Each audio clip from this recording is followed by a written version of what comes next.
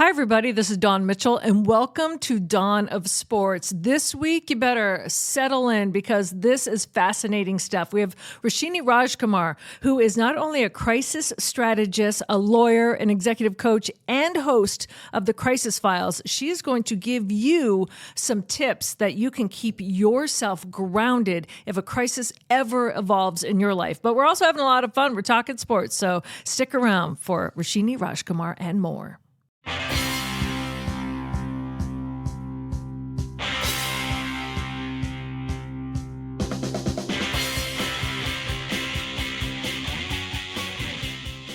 Welcome back to Dawn of Sports, starring Dawn Mitchell from Fox 9. Today's special guest, this is going to be a lot of fun, Roshini Rajkumar. By the way, if I ever screw up your name, please smack me in the head. I want to make sure I get your name right. CEO, author, podcast host of the Crisis Files podcast. We're going to start off just with our general sports talk. Then Dawn's going to have a nice conversation with Roshini. It's going to be really interesting, especially for somebody like me who's been in journalism since 1980-something. I'm old. I've been doing this a long time, so I'm really interested. But you look good, Jim. Well, let's not as journalists, we should be truthful, so let's be careful about saying things like that. But I'm really looking forward to the conversation.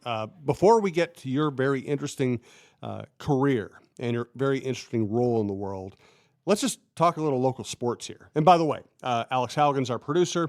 We're coming to you from the Aquarius Home Services Studios. We want to thank our sponsors, Rudy Luther Toyota and Minnesota Masonic Charities. We appreciate all of our sponsors. Also, the best way to listen to this show or any show on our network, please subscribe to your favorite podcast app. It's free. It's the easiest way to listen. We've added Randy Shaver's high school football show to go with Mike Grimm's Gopher show and all the usual sports shows and outdoor content. Check it all out. We do appreciate it. Let's start here. Before we get to Vikings, Twins, and everything else, I think this was the best week in the history of the Minnesota Lynx since they won their last championship in 2017. Unbelievable. First of all, let's start on the court. Let's not even get to Maya Moore yet. Just how Nafisa Collier has been playing has been lights out. Back-to-back games. She had 27 points. Then the next night, 31 points in Maya Moore's retirement game. And I always hear rising tide lifts all boats. No, she's Superman's cape, and they're all clinging on. It has been amazing to watch. But this team, Jim, you and I have talked about it over the past year. They had the talent on paper, and they just had to kind of get it going. The team I see now, they're contenders to win the championship this year. So I'm going out there and I'm saying it. They are, and they weren't supposed to be. No. People who know the league very well all picked them to finish middle of the pack. So in that week, Reeve and Collier win gold. Yep. They come home. They play 2 games against the 2-time defending champs, starting on the road. They beat them soundly both times. Then they have a back-to-back against a team that hasn't played all week and is much improved. Caitlin Clark has really turned it on, and they win that going away, and then they retire Maya Moore's jersey. They set an attendance record for the regular season, second largest crowd ever. Roshini, I assume you're a women's sports fan? I mean, I am. It has been fantastic. I am. I mean, now the only thing that's left is that they win like the Powerball lottery or something. I mean, this is really amazing. And especially when you think about that game against Caitlin Clark. Now, I don't know all the nuances that you two do, but I mean, that was a lot of pressure just because of all the attention Caitlin Clark gets. And so to win against Indiana, I'm sure was a little extra sweet in light of all of that kind of sideshow in a positive way. You know, I think everything is great. And Don, you'd appreciate this because, you know, my husband, he was working actually Saturday night, so could not watch TV. And he said, hopefully it's on a channel that you can watch it. And I just thought, you know what, we've come a long way. Come this far. Because to see these games on the main network channels is just, it just makes my heart feel so good. And to see the interest, not only, from hearing stories like that, but to see it on social media where people are like, well, what, oh my gosh, what channel is it on? Or they already know. It's men answering men, like, come on. And then they're just tweeting about whether it's, Caitlin or whether it's Fee. They're just going on. And I'm like, this is exactly what we wanted. And the level, like I said, and back-to-back games, I can't get over it. But Jim, you brought it up, like the Olympics, and then to do it, and all the hoopla, all puns intended, that went with that. You travel, come back, get those, and blah, blah, blah. These women are showing that they're elite. We've always known that, but to maybe the naysayers, it's like, no, they're elite athletes. They're so talented, and they're just cleaning up. I talked with Simone Augustus earlier this week, and I said that to her because, they also have had Hall of Fame inductions, whether it's Maya Moore and Simone, and they're flying back to support their old team. So it was that feel good, just feeling in the air. You just can't well. script it. You can't. It was amazing. And it was capped, I thought, perfectly by the fact that Caitlin Clark comes into town Yes. as a transformative figure. And what she said, Maya Moore, I grew up idolizing her, and she hugged me when I was a little girl, and it changed my life. She said that the other night in the press conference. Yes. It changed her life. And that's where we are with women's sports. The WNBA, the Olympics, whatever women's sport we're talking about, they've evolved to the point, and people around them have evolved to the point where they are influencing young women to want to follow them. And Cheryl Reed talks about it all the time. It's like the Lynx existing and then being great inspired Paige Beckers and Caitlin Clark and people like that. That's the full circle moment we're seeing. And I think we're at this point with women's sports now where it's all there. It's just a matter of how quickly do advertisers and broadcasters want to embrace the change that has already happened. And Jim, you've been covering this for so long. I mean, all of women's sports, but especially the WNBA and the Lynx and this hometown team. But not only are little girls looking and saying, wow, my hero, but little boys. Yeah. And when you have, again, I'll reference my husband, he tells me more about women's basketball, both college and pro, than I even know on any given day. And so that is really, in my lifetime, in our lifetime, Dawn, to have that game-changing effect is so beautiful. Yes, and I think it was Natalie Darwitz when we first started this podcast, and she was on there, and she was talking about her two sons. And she said, there was this watershed moment for her where she was just going about her life, coaching hockey, always at the rinks, where one of her sons said, Mom, boys play hockey too? I saw the boys play. And she goes, it just struck me like, oh my gosh, that is so awesome. So yeah, that's exactly what it is. There's a guy that I work with, and if you don't follow him, you should on Twitter, Van Shea Murdoch, no relation to Rupert, just want a different spelling. But Van Shea is one of our very talented photojournalists, and he is huge on women's basketball. If you want to know anything, I remember I covered the Final Four when it was here with him. And it was the best thing because it was like having two pairs of eyes on a swivel. He's like, oh, there's Don Staley. Oh, there's blah, blah, blah. Da, da, da. I'm like, you are a godsend. He goes, there's more of me out there. I'm just better. It's amazing. And that's what makes my heart swell when it comes to women's sports. It really does. We always mention the Minnesota Aurora while we're doing the show. They are going to be at the State Fair. Just look up MinnesotaAurora.com. You'll see their schedule. They have some giveaways. They have some parties. They have some meet and greets. I'd highly recommend checking them out. I know Andrea Yock was out there the other night. She was posting all the cool pictures from out there. Yeah. So let's keep that thing rolling. As far as men's sports, let's just touch on two really quickly. We're speaking as the Vikings are making their final cuts, so we're not going to pretend we know exactly what they're going to be. But it is really interesting to get this close to the regular season. You know what struck me? Thinking about all the preview stories we're going to do and assessing this roster.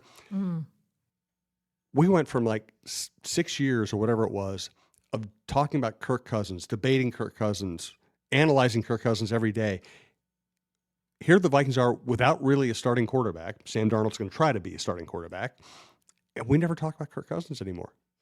Isn't it so weird? It's like he disappeared. I mean, he didn't. That's the nature of sports in our business, isn't it? It's amazing, though. But you don't even What hear have you done people for me saying, lately? God, it'd be great if we still had Kirk, I mean, Right. he just disappeared off the face of Minnesota. And conversely, I'm going to say that we did not think Jaron Hall would be a name that we would be bandying about, and there he is. It was great for me to see him in that final preseason game, whether or not he gets any shot on the field or not.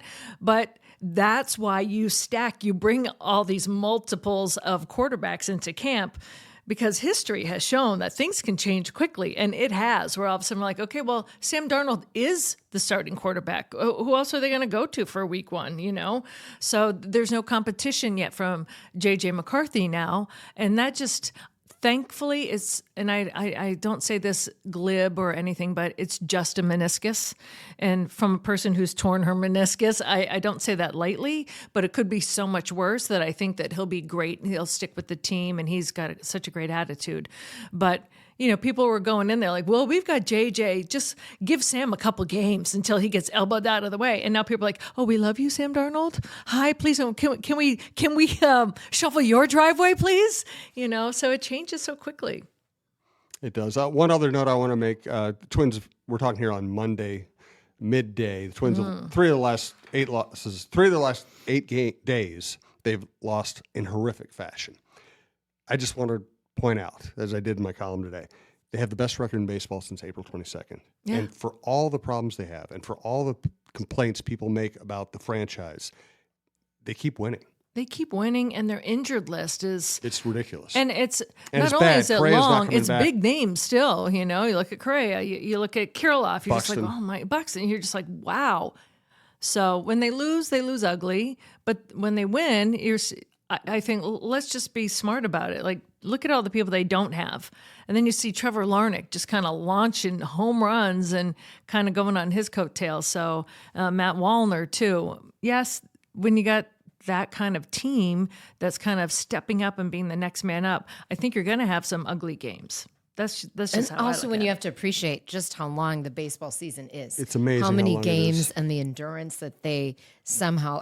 So it makes sense. There will be injuries, there will be down days, but it's interesting as a fan, the roller coaster that this is. So let's stressful and interesting. Yeah, well, it is, and it's amazing how long the season is. They still have 32 games left. My God. Do you have trouble sometimes finding the creativity for yet another baseball column? Yes. It's always, that's the challenge. Because, I would say you can't write a good column if you start with a bad idea. You have to have a germ of an idea that you can develop, or that has to carry through 22 inches of copy, And yeah, it's so funny because like Sunday was a day game, and I thought, okay, I'll have time to write after the game. I can write off whatever happens. And here we're talking here on Monday, and I was going to go cover the Twins Braves game on Monday night, and I was like, there's just no guarantee there's going to be a good story to tell. So I'm going to write about the Vikings because the Vikings are always of interest, but baseball, I always say my favorite sport to cover is a good baseball team. My least favorite story to cover is a bad baseball team, but they have to be good to generate ideas, So let's get to, and I'm basically going to hand off to Dawn and let her handle the conversation from here. But we do want to start by thanking Aquarius Home Services and Rudy Luther Toyota. Ready for a women-forward car dealership? Rudy Luther Toyota empowers their many women on staff in sales, management, and service. Whether you are looking for a new Toyota or pre-owned vehicle, Rudy Luther Toyota has something for everyone. Every vehicle comes with a Luther Advantage. 10 cents off fuel and car wash discounts at holiday stations, Luther Advantage warranty, and 5-day return policy on pre-owned vehicles. Located just 5 minutes west of downtown Minneapolis, off 394 and General Mills Boulevard. And they're also hiring. Want to join the team but don't know where to start? Visit RudyLutherToyota.com today. Rudy Luther's been great to us. They've been big supporters of women's sports all along. We also want to thank another company that does great work, Minnesota Masonic Charities. When people think of the Freemasons, they often think of secret handshakes and unusual hats, and of course, the pancake breakfast. Minnesota Masonic Charities would prefer that you think about the work that they do right here in our community. Places like the Masonic Cancer Center at the University of Minnesota, or the Masonic Children's Hospital and the Masonic Home in Bloomington. They are just a few examples of the important work that the Freemasons support here in Minnesota. As part of the largest fraternal organization in the world, Masons have consistently answered the call when it comes to charitable needs. I am happy that Minnesota Masonic Charities has chosen Minnesota Bound and this podcast as a place to help spread the word. We look forward to learning so much more about their many programs here in the weeks to come. All right, Dawn, take it away. Well, I'm really excited to have Roshini on our podcast because Jim and I stated this at the very beginning of our podcast that we wanted to have strong women that were on here and not to the detriment of men.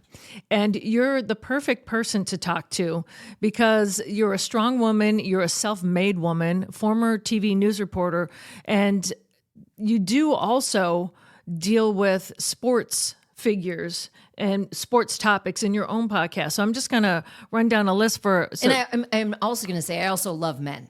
So yes. I mean, you know, in Like, all they the support ways you. that I could do love, without them. That the love comes out, whether it's We friendship. love you, Jim, I have and the Alex. best little brother in the world. We're 2 siblings. Yes. I have a great husband who's such a big proponent of me and his 2 daughters. So yeah, I'm absolutely not a man hater in any way. Yeah, you know, and not that there are tons of women out there, but there are many that will. I remember this is a story, and I'm not going to name names, but I walked in this one room one time, and they said, "Do you agree, Dawn?" I go, "What?" I didn't hear what the topic was. I go, "What was the topic?" All men are dogs, and and there was like 4 women in this room, and I went, "No." And they go, "Oh, come on, don't be a wet blanket." And I go, "No, I don't say what I don't believe. And I do not believe that." And they're like, "Oh, really? Have you ever had a good relationship?" I said, "I have." I said, "I date great guys." I go, "Just because you don't marry them doesn't mean they're, not great guys." I said, "My 4 brothers are great men. My dad is." I said, "My closest guy friends are fantastic." So, and the room just got quiet. So I don't like going into those rooms where people are man bashers because there's a lot of terrible women out there too. So, especially in sports and in the business world, you deal in the C-suite, and I'm going to get into your resume in a moment, but I believe that you have to have that teamwork. And the best support that a strong woman can have is a man that A, is not intimidated by her and that celebrates her. And we're seeing that in women's sports now that we just talked about. But that's what I really like. So this show, that's what I wanted to celebrate. So I appreciate all you do. So for many of you who don't know, Roshini is I love a crisis strategist. I always fashioned myself that maybe after I did this, I would be a spin doctor and that kind of thing. But I can see it. It's a lot of work. So I give you credit on that. A C-suite advisor, also a licensed attorney. So Jim, if you have any problems, you can just, I need a team of attorneys. You at all might times. need a whole team. And not only a professional speaker, you have Fortune 500 companies, but you also have your own podcast called The Crisis Files. And if anyone has a chance to go over to her podcast and listen to it, they run the gamut of different professions. You talk with sports figures. It's fantastic. So let's start there with Crisis Files. Going from a news reporter, former Fox 9 news reporter. Before I got there, I can't believe, We missed each other. Yeah, it was like you were Like going in the ships door. in the I was night. coming. I really am fascinated how you got into not only the crisis management. I understand working and giving you motivational speeches, but crisis management and also the crisis files. How did you pick that? Well, it's really been an evolution, Dawn. So in working in television news like I did for about a decade, and you're on screen every day, multiple times a day, working under a deadline. I mean, I don't need to tell you, you know exactly what that is like. But what people don't always realize is behind the scenes is more of your day than on camera. So behind the scenes, there might be crises that are happening, whether it's audio or just someone you think is going to be a great interview and they give you nothing and you've got to turn a story for that day's news or whatever it is. So that taught me just some poise under pressure, I would say, my television reporter life. And at the time, I also, my degree was undergrad in poli-sci, and then I went to law school, and I went to law school planning not to practice, actually. Really? So, yeah, I went to college planning to practice and then went to law school planning not to. But I keep my license current and I use it all the time. I used it in my TV career in some of the markets I worked. I did investigative reporting when I was in Nashville TV, where Tennessee has a death penalty. There were a couple different times that I was on the legal angles of the death, literally the the death was going to happen. In both of the times that we had team coverage, much like in Minnesota, there's team coverage on the weather. Yes. Team coverage, and I did the legal angles. Both of those two that happened in the 2 years I was in Nashville ended in an 11th hour stay. So those executions did not happen. But to, they kept coming back to me. One of my colleagues was actually in the prison watching what was going to happen, and we were covering different angles. So in the markets where I was a TV reporter, several of the stations utilized my legal background, whether it was court beat or how we covered certain trials, and it just continued to come in handy. So when I made the decision to leave television news, I was actually at the time at the NBC in Detroit. It was early 2006, and I thought, okay, what can I do? I was moving back home for a relationship, not the one I'm in now, but one that I moved back to Minneapolis for, and I knew I didn't want to go back into TV news here because I had already done that. So I started formulating the ideas for my business, and that's where kind of the professional speaking came up as one line of revenue, and then slowly starting to build how I could coach executives, how I could coach business people, lawyers, other types. And so I would say that work, which is now, as we speak, 18 and a half years in of my business. Congrats to you. Thank you. That work is really what led to the Crisis Files. I mean, that's what's so interesting.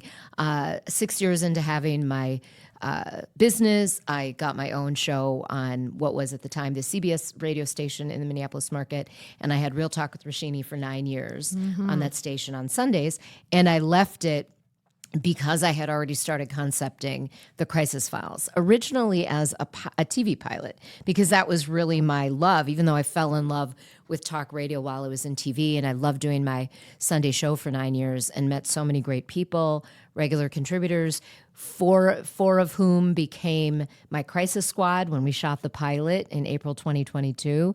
And while that was being edited, I didn't want to hide the title. We had bought the website, we had held on to the social media handles, and I was going on outlets like Court TV, giving commentary on different trials that were going on. I was going on different outlets giving political and legal commentary. So that's when the idea came, why don't I start it first iteration as a podcast? So it launched in August of 2022 as a podcast, and I'm pleased to say we're, past 2 years now. Season 3 just kicked off. And what you can do in a 15 to 20 minute podcast, which is generally what the weekly episodes are, what I thought originally as a pilot for TV, which was a business to business kind of show, in doing the podcast, I've found it's also a business to consumer kind of show. So there's a much broader audience that is really in need of crisis content. So our tagline is not a matter of if, but when. Crisis will rock your world, no matter what it is. Is it family? Is it job? Is it your kid gets sick or has a life-threatening disease? Any kind of thing could have a crisis component. And in fact, in 2023, Accenture said the number one trend for 2023 was that we are in a state of permacrisis. Yes. And that's continued. I don't think that's changed as we're here in 2024. So the crisis as a content, as a show of its own, really just was building through all the work I was doing with my executives because I was helping them prevent crisis, or they'd be in crisis and I was helping prevent something from going viral or something from going to a lawsuit or even getting worse.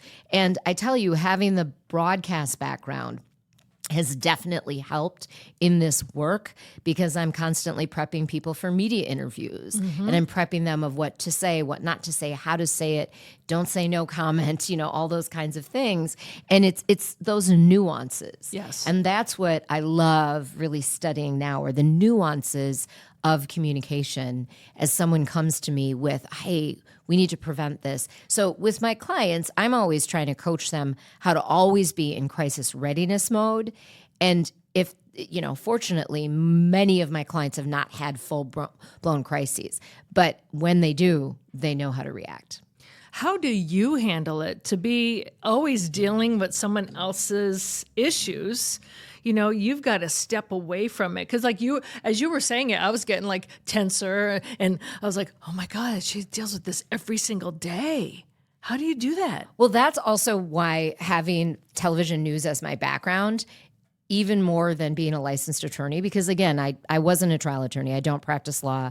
I keep my license current, but I keep it also on dormancy, so I can't go and represent people. But I can use all of the legal skills in what I do. So having had all the deadline pressure of being a television reporter, or let's say I was on a story for 8 to 10 hours and then something breaks, and you know how that goes, and you have to turn on a dime and go do a whole different story. That's a lot of pressure. It's maybe not crisis level. Sometimes it is if we're on a body search or there's been an explosion and you have to be the one to convey that in a respectful and thoughtful way to millions or thousands or tens of thousands of viewers or listeners. So those are the kinds of things. I mean, I remember when I had my radio show, it was the Sunday that we learned Kobe Bryant's plane went down. And I was on the air for those 3 hours. And, you know, we had guests that were booked. And one of the guests I remember well was a news broadcaster who was on. So we were able to talk about this, but that changes up. So learning how to pivot is a big thing that I teach all my clients. You can go into something with a plan A, but if 50% of the time you get to execute plan A, you are lucky. So if for 50 or more percent of the time, if you don't have some kind of plan for the pivot, which will eventually arise, even if it's not a crisis level pivot, it just could be something that you don't even expect. Someone just lost their parent that day and now they're in the meeting with you and you were going to be like the hard sell. Well, maybe today's not the day for that. I mean, those are the different kinds of things. So those nuances. And then you asked, how do I kind of take that all in? Just like when I was a hard news TV reporter covering murders and child abuse and all these different things every day. Humor helps. You got to keep a sense of humor. You have to know who you can trust with that humor. And then something that I coach my clients, I call it green space. So it's that time that you take as much as possible, hopefully every day, but for sure every week, that you have full refresh time. Even if it's 15 minutes or 60 minutes, is it your workout? Is it happy hour with friends? Is it going on a run or just reading the paper? Reading Jim Suhan's column, don't torture yourself. Uninterrupted with your favorite drink in hand. That is. I do recommend drinking when you read my column. I'm in crisis mode. Or CBD or THC, something. It enhances the mood of it. Yeah. Or obliterates your memory. Either way. Yeah. So that green space is so important. And I really recommend everybody, all of your listeners, to think about that. Where is there green space in my life? And I color code my calendar. So if I have 2 days and there's no green space, green color, that's a problem. So that's a good way to and then you look forward to it every day. So those are the kinds of things that keep you refreshed and recharged, and then you can be on your game. And, you know, much like you with what you're doing with your deadlines at Fox 9, Dawn, I mean, you don't always control your schedule. No. The headlines sometimes do, player's schedule does, the news desk does, and that might not be crisis or stressful, but it does change the adrenaline. So you've got to make sure you get your sleep, you get your downtime. Yeah, and sometimes, you know, a lot of people in the business, whether it's writers or reporters or anchors, sometimes you don't have that luxury of the downtime. So that's interesting. I got a little stressed just saying that you color code your calendar, because I was like, I don't know how that helpful. But the green thing, I'm like, okay, I could just do that because I can't color code a calendar. And it's a beautiful like green grass color. Yeah. So then I'm like, oh, I have green grass color on my calendar. So for example, I leave for my annual U.S. Open trip this week, and there's a lot of green space starting Wednesday through the weekend, and I'm so excited. I'll see two of my best friends from Boston College, where Dawn and I both went, and my brother will be out there. He's taking me to the President's Suite on Saturday night to watch the match that night. So lots of green space, and that's needed. You know, it's really interesting. This is years ago, but my brother is a teacher now. They correct papers differently. But when there was red ink, green ink, blue ink, like there was a psychology behind that. Teachers should not correct papers in red ink anymore, because it really the stress level of the student receiving that grade and those instructions, like there's a psychological effect. So green was the preferred color if you're going to make a correction in terms of, especially knowing your students, you know. But gosh, when we were growing up, it was all, even the A's were in red, right? But it's just that visual when you said that. I'm like, I may not color code the rest of my calendar, but I might start putting things in green. I might have to go buy a green marker. Yeah. Or a highlighter. Or a if you wanna do highlighter. the highlighter. Yeah. Well, and so I have, and I recommend this to my clients. No, it works for me because I need to be able to just scan and not read. And certain colors mean sales, like I have to sell. Yes. Some colors mean when I have a media appearance. Like today, you guys are in red. Because red, sorry, it's but goat. it draws attention. Yes, yeah. That's when I know I'm She was doing nervous about us, something. Jim. Yeah, Rightly so. something with the media. And then I have a color for my clients, and that's good because I'm making money when money. I have that color. It's a different color green. Right. It is a different color green. It's a dark green. Is it? I like But it. it's a good Cha-ching. color. Good guess. I love it. So for some of the people that are listening, and you touched on it, and I'm not going to name names of athletes, but there's many times Jim and I, as reporters, we don't want to cover a news story. Maybe you do, Jim. You're kind of smirking because you got a column to fill. But No. I don't want and a you and I player have to talked get in about this trouble. before. No, I don't. Yeah. I don't look forward to writing I don't. about people having problems. It's a responsibility. It's not a joy. It's not right. And some people think that, like, oh, here the reporter's going to love that so-and-so got into this issue or trouble. And it's like, no. I'm always thinking, oh, please, no. And then that's a news reporter's job. I'm also thinking in my mind. And many times our news reporter comes in and covers that.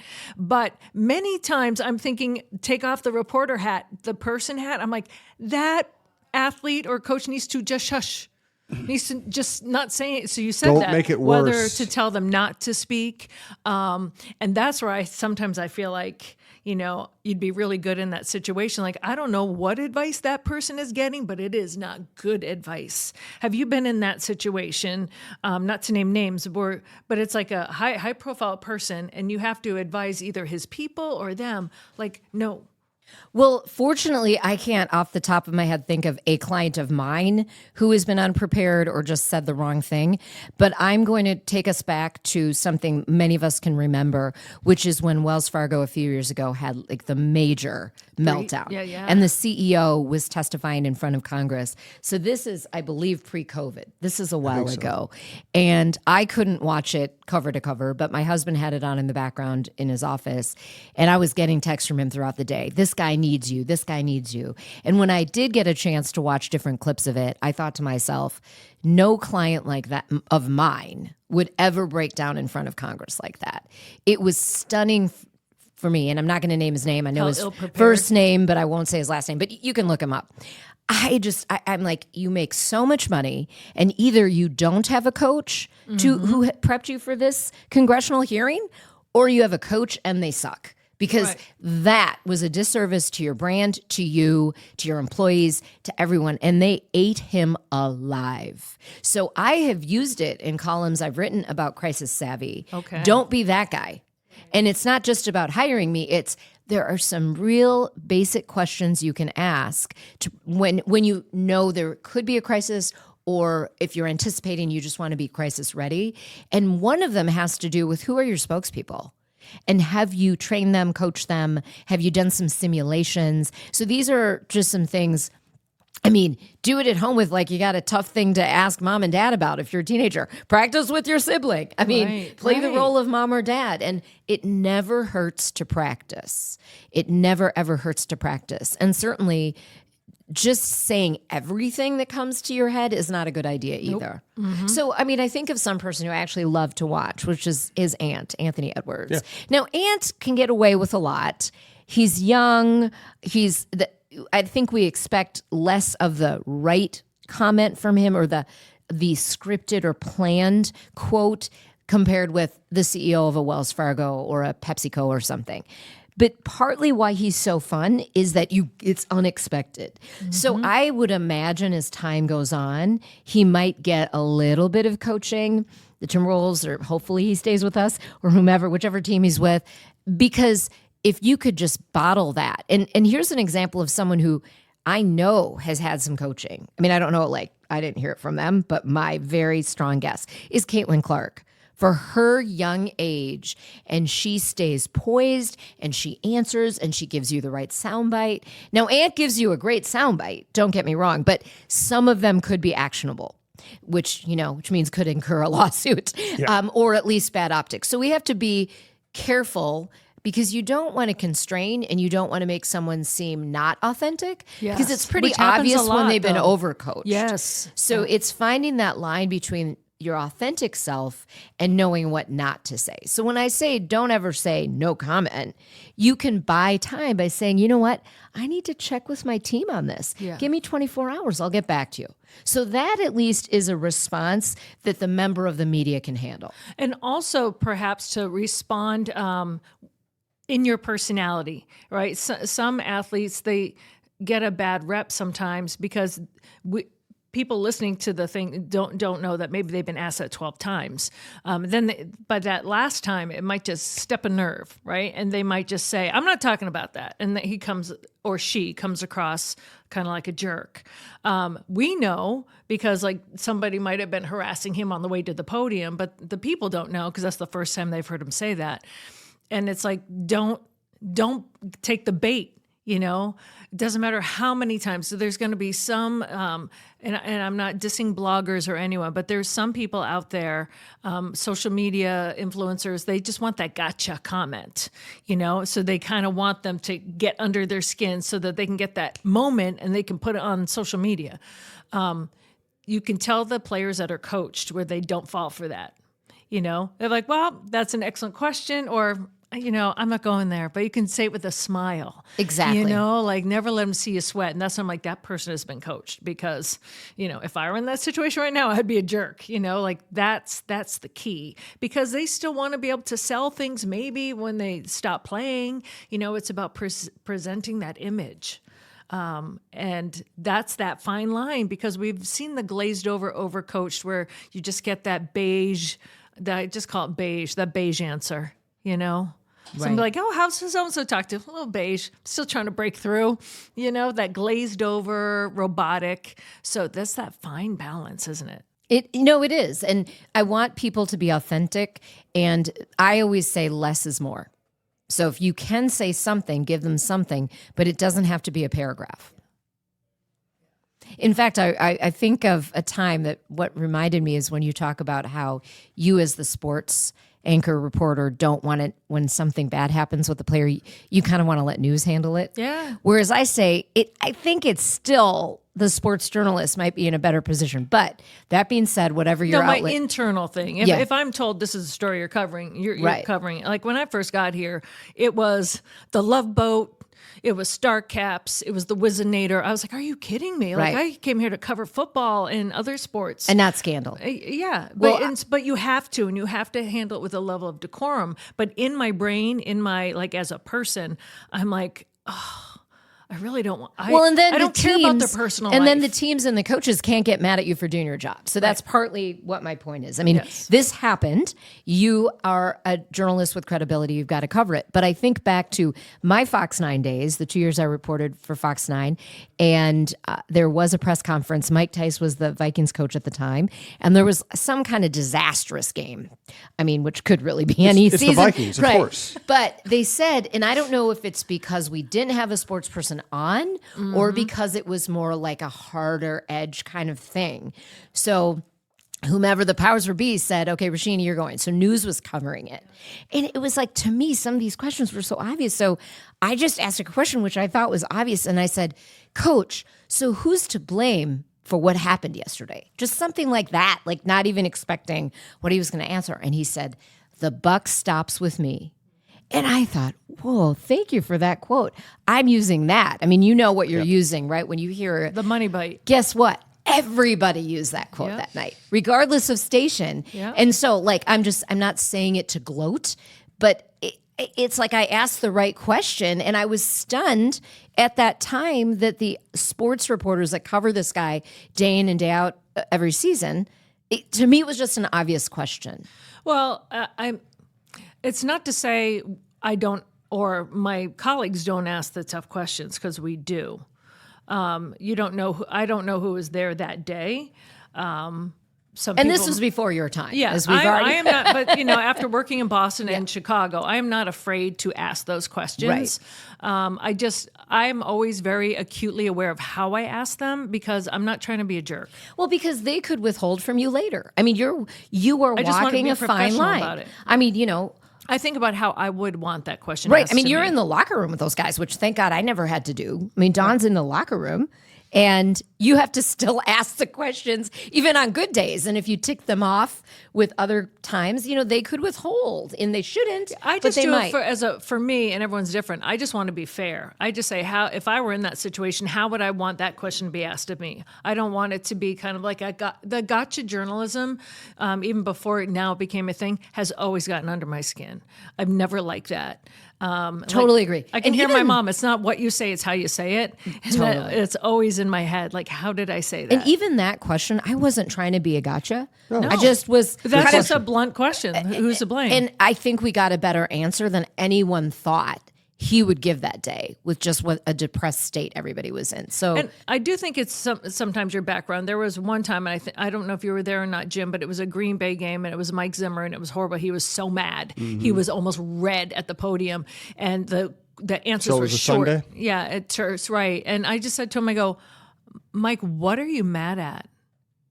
Like, and people like looking at me like, can't believe you asked that question. But everyone could see he was mad. If steam could come out of his ears like a cartoon, it was true. And he goes, I'm not mad at anything. And then he went on and said everything he was mad about, right? So you have to ask those questions. Like, it's just obvious to me. Like, I'm not going to sit there as a journalist and be like, well, he's mad, and I'm not going to ask him why. So you had to ask that question. well, yeah, and I guess my challenge is more to the coaches and the people that give you just, or get upset when you ask those questions because it's not your job to be everybody's friend on those teams. No, but also as a person who played sports my entire life, not professionally, I also know that you don't play a game to lose. You're emotional about it, and you just put your body on the line. And that if someone, you come in there raw, that's what the locker room is, and even the podium, you're not really cooled up. You have a cool down period, but you're still not. That a question can get to you. Like I said, if I were came out of playing a game and someone asked me a question just the right way, and I was still kind of all revved up from the emotion of the game, like I knew I blew it, like if I did something, like even if I messed up getting off this anchor desk, if someone goes, oh, what, da da da, I might not say something too pleasant. Well, and that makes me think of all of the Timberwolves this season and getting as far as the team did, as we did. I was really impressed with all of them when they took ownership of a loss. I mean, when you think about Ant at 23, whatever, or 22 at the time, I lose track because he's so young. I mean, there are 30-year-old, 35-year-old players that won't do that in every league. And I was so impressed with this team, how they did that. Even when it was a joint failure, he took responsibility. And I thought that was really cool to see as a fan. I thought this is a great group of people to cover, top to bottom of that organization. And that organization has embarrassed itself so many times in so many different ways over so many years. To actually have a blend of geniality and competence, completely different experience, and I loved it. By the way, one clarification, Don and I were saying, hey, we don't enjoy covering when bad things happen to people. I'm talking like really bad things. Really bad things, yes. Give me the Wizinator every day of the year. That was the Wizinator, you can write a joke column every day about the can't believe it Wizinator. even I'm still happened, writing to about be the honest with you, Wizinator. yeah. So give me that stuff. Give me the funny stuff all day. But it's the harder stories like Adrian Peterson and his son and Yes. and then that kind of things where I'm not shying away from it and I'm going to ask the questions, but inside I'm thinking I really got into this business to cover games. Well, and I think that story in particular, and I can think of others like that it does make editorial sense to have the news department cover it. Yes. Because they can cover it more thoroughly. They have the connections, hopefully, in the court system and other places that, are not expected of you, just like you have the sports connections the news reporters don't have. So I think that's a really good example of when, back at the ranch, you talk about it with the team, management talks about it. And that to me is what journalism is. And that's why quote unquote bloggers or anyone that has a voice on X can just put stuff out. And I wish more people would be discerning and really check your facts and really check who you can trust on sources when things are getting put out there. So And also it turns into a circus. Yeah. Depending on what the topic is. And that's another thing for the back of my head, like, oh no, Like, I was hoping to just cover the sport and his performance. Now, if it's something in their personal life that affects their performance on the field, different story. But I don't care who they're dating. I don't want to do a story that so-and-so is dating a celebrity. I don't care. Now, if all of a sudden, because they're getting divorced and then they're terrible on the field, then that becomes, in my mind, the realm of okay. So, but I understand that we have to cover different things. And it was really hard to ignore Tiger Woods' sex addiction. Well, I mean, it was really hard to ignore that. I mean, that's there are times when it bleeds over. Off-field stuff becomes the story, whether Yes. you want it to or not. You could not stay away from that. Tiger Woods might have been the most famous person in the world, and he's going through this, and it's affecting whether he can play in tournaments, whether he can play in majors. Whether Right. it affected his chase to be the most decorated golfer of all time. You just have to do it factually, but there was no way to stay away from that story. So, Roshini, I'd love to ask you this question. When I sat down, when Kevin O'Connell first got here, and we were talking about, Boston University has that where they study brains, especially for CTE. And I said, I also would love to study the brain of people that go through crises and they come out smelling like roses, like Tom Brady. Like, it doesn't matter what you throw at him. Like, is he a robot? Like, he just performs. And that's what I said. I go, I also want to study those brains. So when you have, whether it's an athlete or something like that, that is constantly going through that, but still comes across. And we know, Tiger Woods, how do you come back from that and still be so beloved? He is. You see these high profile people that go through things, and it's like the car wash. It just washes right off them and they just keep going. I know that you've had to deal with people like that, but what coaching would you give someone like that? Just to keep who you are. It's really interesting you ask me that, Dawn, because constantly I am telling top-level leaders, which is mainly who I'm coaching, there are so many analogies to sport, especially professional sport, in what we're going to do together. And I use Tom Brady as an example. And I say Tom Brady is the GOAT, a GOAT in his industry. But he's had multiple coaches. Yeah. Michael Jordan, one of his final coaches near the end of his career, hired someone to get him the extra .001 out of his physique. That's the mentality. So that's when, if someone's working with me for 6 months, a year, whatever it is, I say, look, I'm going to teach you ways to every day, even after I leave your life, to find the wow. So you have to understand it's not, okay, you go through 6 months with me or a year with me, you're perfect now. No, every time you're out of the gate in month 1, in month 6, in month 11, you're going to be better if you put some of the tools I'm giving you into play. And when I make the analogy to professional sport, I would say more the guys than the gals when I say that, but they see it like, wow, yeah, it is. I'm the Tom Brady of my field, whatever industry that is. And so what are the common denominators of this? So much of what we see. So Tom Brady, because football's so easy, 16 games in the regular season? 17. Yeah. 17, okay. So we see a fraction of what they're doing to prepare for game day, a fraction. And so that's what I say to my clients. Your game day is the board meeting. Your game day is the interview on Fox Business or CNN. Your game day is that huge multi-million-dollar deal. Okay. So I coached the team that won what we now know as CHS Field. So Ryan Companies back in 2013.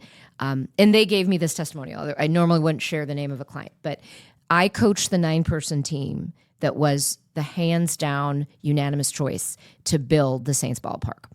And that was a team of executives as well as the all different kinds of communication levels. I coached them together, I coached them individually, and helped them choreograph their performance. So if they had just thought, okay, we're going to just do 2 sessions with Roshini, then we're done. No, I coached them to win, but we also picked it apart. We did simulations of the Q&A they'd have to sit through of this 8-person panel. We learned how many of these 8 people could we learn about, get their names ahead of time, do audience analysis on them. So all of that was before they went into their 1-hour presentation to then win the ballpark. So it's just a really easy way to encapsulate. It was a 3-week coaching package where they had 3 weeks with me. I did a final simulation. We had different parts, non-team members come from the office, other leaders that drilled them as if they were the panel. I mean, and that's what you don't see. So you don't see all the things that Tom Brady's doing off the field, or you pick the pro athlete, but you see game day. And football gives you 17 opportunities to see it. But most of us in life have mini and big game days. So you have to treat everyone with intention and clarity and focus. So that's really the difference. It's that winning mentality. And then when you don't accomplish your intent, I don't even call it a failure. I like to quote one of my mentors who said, there are only wins and learnings.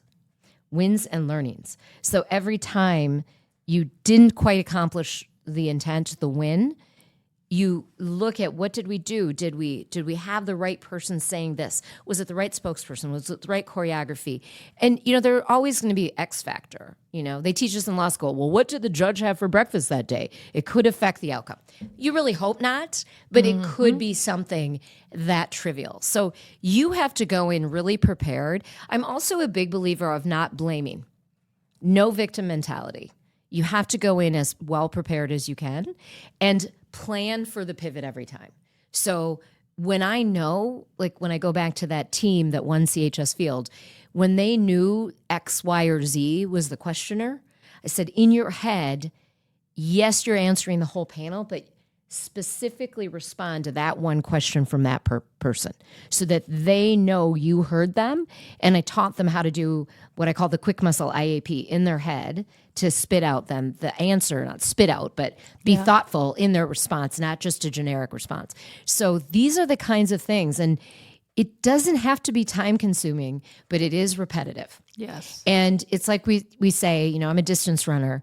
You can train for a marathon. You can run 3 20-milers. But really the only way you get better at running marathons is running marathons. Because nothing teaches you what game day teaches you. Mm-hmm. But also, I've run a half marathon without training. I would never run a full marathon without some kind of training. So training does matter. You need the training. And the more enhanced and focused you can make the training, the better on game day. And that's what Tom Brady, and he's one of my favorite examples. So when he has a life crisis, I'm guessing he applies some of the same things. But you also have to have a sense of humor. If you're able to laugh at yourself or not care, so there's always going to be this narrative out there, and there could be false layers of it. It could be very true. At the end of the day, he's got kids with his ex-wife, and he has kids with 2 different women. You don't want to damage them, so you also have to shut out some of the negative and focus on what is my positive, and that's what I'm going to address.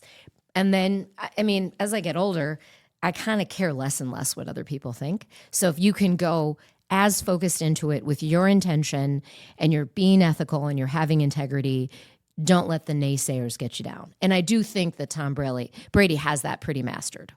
Yeah, it's, unbelievable where you have all the NFL confiscating your phone, not liking you, and you still come out like smiling and loving the NFL. Like, I don't know, that kind of stuff is amazing to me.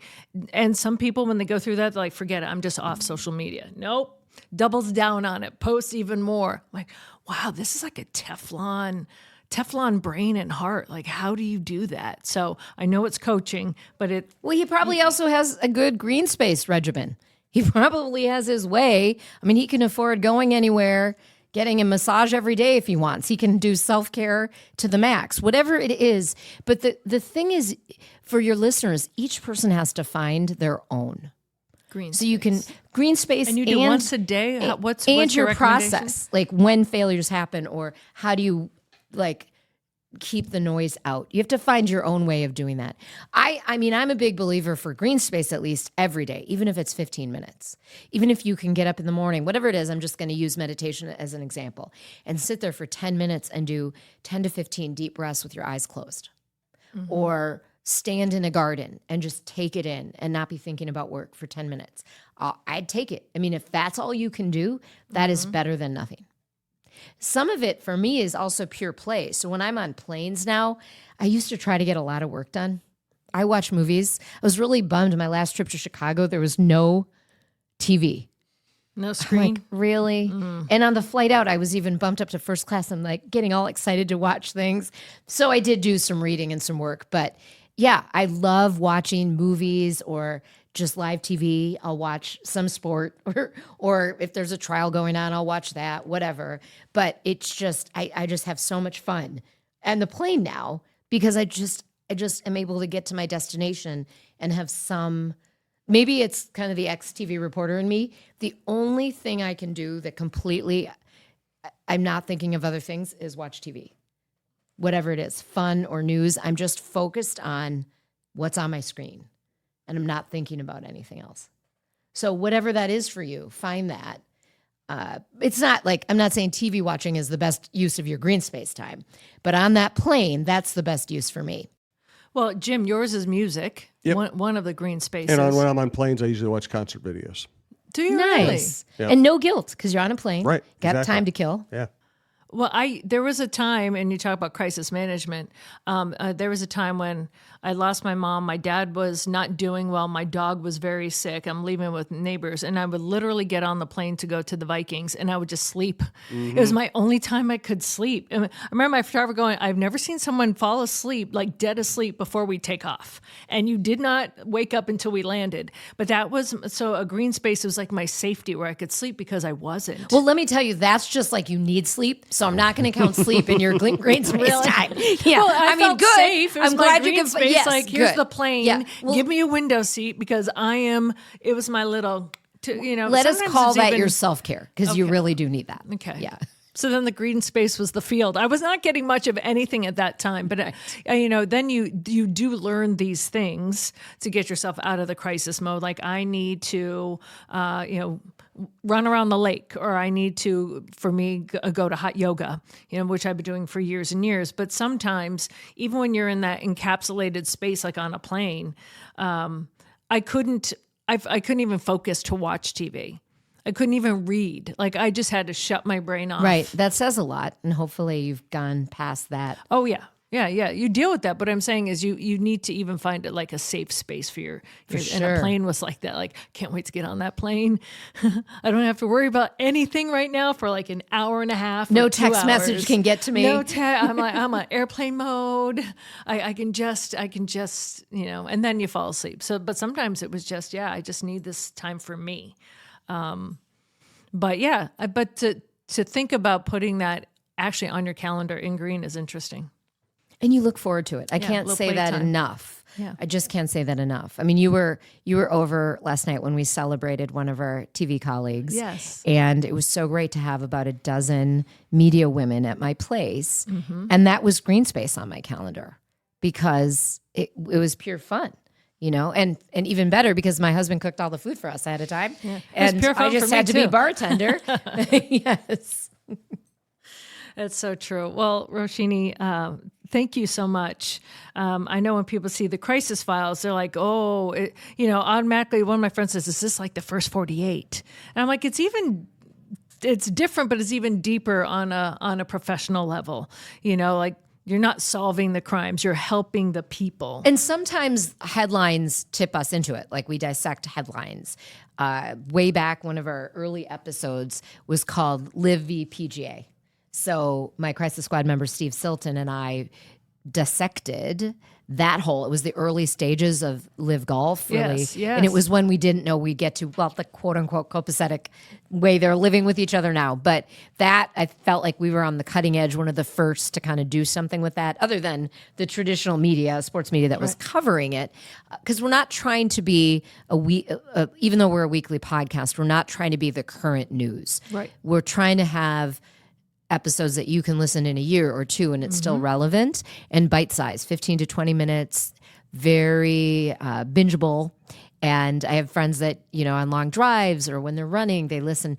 But we do things like sleep deprivation. Yes. We did an episode on that and giving you tips to live life better, to prevent the crises in your life, and hopefully giving you some insights. If you are in a crisis, you can go to that respective episode on our YouTube page or on thecrisisfiles.com or wherever you get podcasts and find the situation you need and get some help from us. So myself and either one of my crisis squad members is on with me or another high profile or thought leader type guest.